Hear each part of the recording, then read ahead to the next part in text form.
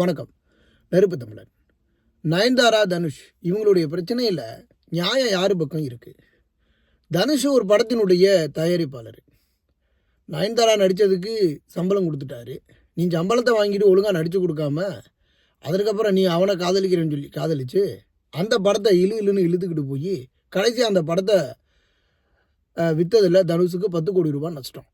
நீ என்ன பண்ணிட்ட? நெட்ஃப்ளிக்ஸில் உன்னோட கல்யாணத்தை விற்கிறதுக்கு கல்யாண வீடியோ விற்கிறதுக்கு 18 கோடி ரூபாய்க்கு விற்றுருக்குற. அப்போ நீ அதானே சும்மா என்ன தர்மத்துக்கு கொடுத்தியா, இல்லை சமூக சேவை பண்ணியிருக்கிறியா? உன் கல்யாணங்கிறது என்ன உலகத்தில் நீங்கள் 2 பேரும் தான் உலகத்திலே கல்யாணத்தை பண்ணி வரலாற்று சாதனை எதுவும் படிச்சிருக்கிறீங்களா? என்ன புரியல. அப்போ ஒரு கல்யாணத்தை 18 கோடி ரூபாய்க்கு விற்கிற நீ நாளைக்கு உன் படுக்கை அறையை எத்தனை கோடிக்கு விற்ப? அதையும் நீ செய்வ. நீ என்னமோ பெரிய உத்தம புத்திரி மாதிரியும் இதுக்கு முன்னாடி எத்தனை காதல், செம்புலேருந்து பிரபுதேவாவிலேருந்து என்ன யாரை காதலிக்கலை, யாரு கூட படுக்கலை, பெரிய நயன்தாராவுக்கு சப்போர்ட் வந்துட்டானுங்க.